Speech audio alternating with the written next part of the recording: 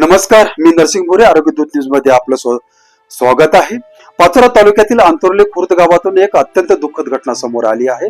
दिनांक 19 ऑगस्ट रोजी शांताराम अभिमान यांनी आपल्या राहत्या घरी आत्महत्या केल्याची दुर्दैवी घटना घडली. दुपारी 4:30च्या सुमारास ही घटना घडल्याचे सांगण्यात येत आहे. त्यावेळी घरामध्ये कोणीही नव्हतं. कुटुंबीय घरी परतल्यानंतर ही बाब त्यांच्या लक्षात आली.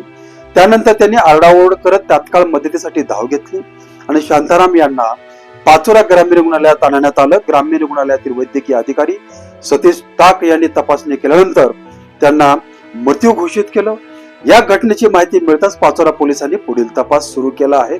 त्यामुळे नेमकी ही घटना कोणत्या कारणातून घडली याबाबत अधिकृत तपासातूनच स्पष्ट होणार आहे. शांताराम हे शेतकरी असल्याचे माहिती असून त्यांच्यावर कर्जाचं ताण असल्याची चर्चा गावात होत असल्याची सांगितलं जात आहे. मात्र याबाबत अधिकृत कारण अद्याप स्पष्ट झालेलं नाही.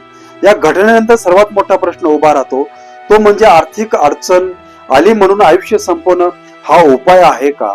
कर्ज असू शकतं, आर्थिक संकट असू शकतं, शेतीत नुकसान होऊ शकतं, पण सगळ्या अडचणीवर मार्ग काढता येतो.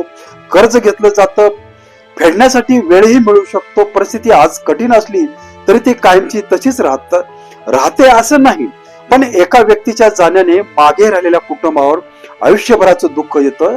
शांताराम यांच्या पश्चात आई, वडील, पत्नी, 2 लहान मुले, एक 5वीत तर दुसरा 1लीत आणि एक भाऊ असा परिवार असल्याची माहिती आहे. या 2 लहान मुलाकडे पाहिल्यानंतर एक गोष्ट प्रत्येकाने लक्षात ठेवायला हवी. आपण संकटात असताना आपल्याला वाटत असतं की आता काहीच मार्ग उरलेला नाही, पण प्रत्यक्षात मार्ग असतात. गरज असते ती कोणाशी तरी मनमोकळेपणाने बोलण्याची आणि मदत मागण्याची. तुमच्यावर कर्जाचं ताण असेल, शेतात नुकसान झालं असेल, व्यवसायात अडचण असेल किंवा कोणत्याही कारणाने मनावर मोठा ताण असेल तर एकटं राहू नका. कुटुंबीय, मित्र, विश्वासू व्यक्ती किंवा योग्य तज्ञाशी बोला. आपले आयुष्य केवळ आपलं नसतं, आपल्या कुटुंबाचं स्वप्न, आपल्या मुलांचं भविष्य आणि आपल्या माणसाचं प्रेम त्यांच्याशी जोडलेलं असतं.